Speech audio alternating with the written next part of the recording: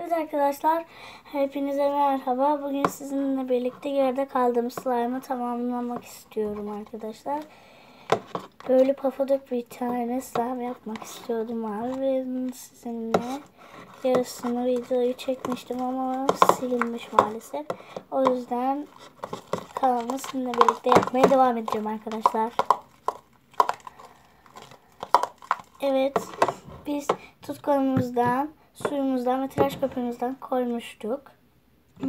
Şimdi sodyum solüsyonumuzdan biraz daha eklemiştik. Şimdi gliserini ekleme vakti gelecek galiba. Ama çok güzel masmavi bir slime olacak bu.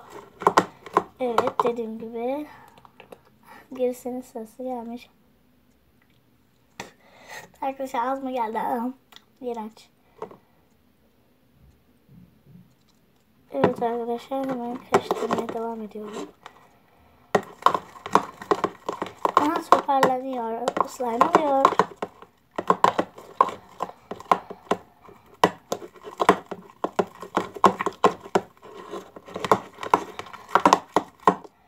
Elim ağrıdı. Biraz daha soldan dökelim bence.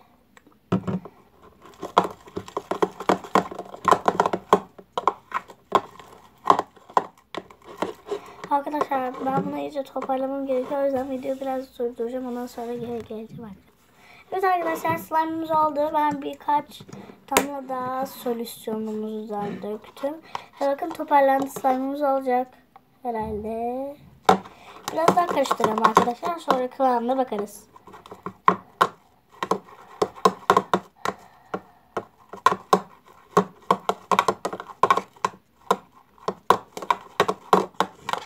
Evet arkadaşlar, slime'ımız oldu. Şimdi elimize alabiliriz.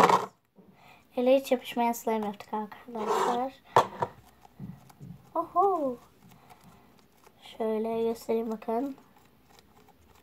Ele hiç yapışmıyor. Au. Ama böyle çok bastırınca biraz yapışabilir arkadaşlar. O yüzden elimize biraz solüsyondan dökebiliriz. Bir damla döktüm ve elime şöyle sürdüm ve slime'ımla oynayabilirim. Oy, çok pofuduk bir slime oldu galiba bu. Evet, kamerayı şöyle biraz aşağıya doğru baktırayım. Evet. Bakın arkadaşlar, çok güzel bir slime oldu. Arkadaşlar ben şimdi kamerayı durduracağım. Buraları bir toparlayalım. Sonra slime'ımla oynamaya geçebiliriz. Evet arkadaşlar, videomuza kaldığımız yerden devam ediyoruz. Çok güzel bir slime'ımız oldu arkadaşlar. Masmavi bakın. Çok güzel bir slime'ımız oldu arkadaşlar. Aslında onun rengi daha açık ama kamerada biraz daha koyu gösteriyor. Ama rengi o kadar açık ki size anlatamam yani. Çok güzel bulutların renginde.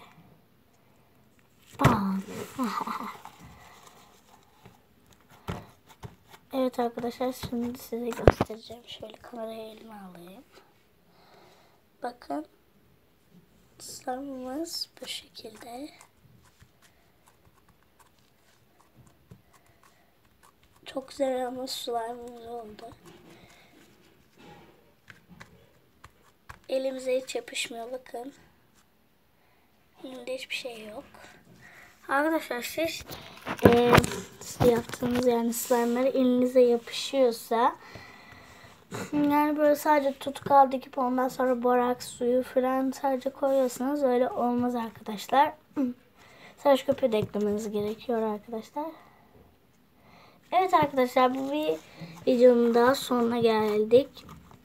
Bizi izlediğiniz için herkese teşekkür ederim. Bu arada arkadaşlar, daha fazla slime videosu gelsin istiyorsanız beğenme tuşuna ve kanalıma abone olmayı unutmayın. Sizleri seviyorum. Bay bay.